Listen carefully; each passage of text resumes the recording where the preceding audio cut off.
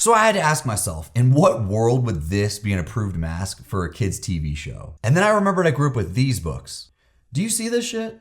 So yeah, that checks out.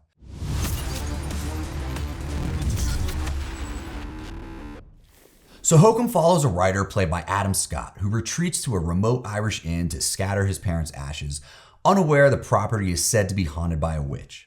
First things first, thank you Damian McCarthy, because I walked out of the theater saying, I don't think I've seen that movie before, and I feel like that's a rare feeling these days. I loved that I didn't know where things were going and I wasn't trying to figure them out. I just felt immersed in the mystery and I was excited to uncover whatever the characters do. There's slower moments in the movie, but you're invested in those moments and I never once felt bored.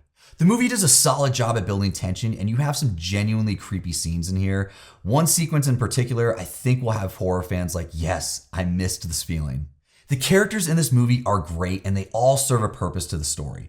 Not only is Adam Scott phenomenal in this, the way you feel about him in the beginning of the movie will likely be drastically different than by the end of it. And shout out to the character Jerry because he's just a gem in this. You also have some comedic moments that felt like they came naturally from character interactions and weren't we need a joke here moments. The way this is shot is beautiful and the lighting really adds to this. There's so many shots where the only light in the scene is coming from lamps or a lantern, and it just brings that folklore vibe alive and adds so much atmosphere to the already eerie setting. There's also some shocking moments in this movie that are going to tug at your heartstrings a bit. And lastly, I absolutely loved that this movie wasn't one of those where you enjoyed the first two acts, but the ending sucks. The ending is very satisfying and has several callbacks to things that happened earlier in the movie.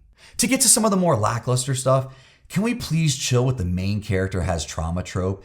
It feels like the modern horror movie starter kit these days. It definitely works with the story in this movie, but I'm just curious if there was another way they could have gone about the backstory of our main character that felt a little less familiar. It kind of goes without saying, but there is a witch in this movie, and this is kind of nitpicky, but I felt like the look of her when we finally see more of her was just kind of subpar. To me, she was much more creepy when her face was shrouded by shadows and low light. I did have a few unanswered questions at the end of the movie, which maybe could be answered with another watch. My biggest gripe with this movie though, a good amount of the jump scares in this are very predictable and kind of cheapen the movie. Jump scares just don't make a movie scary for me. That said, there's some you do not see coming and those are solid.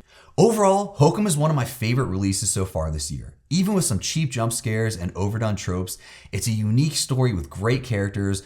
The folklore vibes and atmosphere are top notch. There's solid themes being explored, and it's definitely one of the creepier ones of 2026 so far. Plus, the title of the movie lets you ask lame questions like, how come you haven't seen this movie yet? Or how come you haven't bought a VHS tape from Frankasm yet?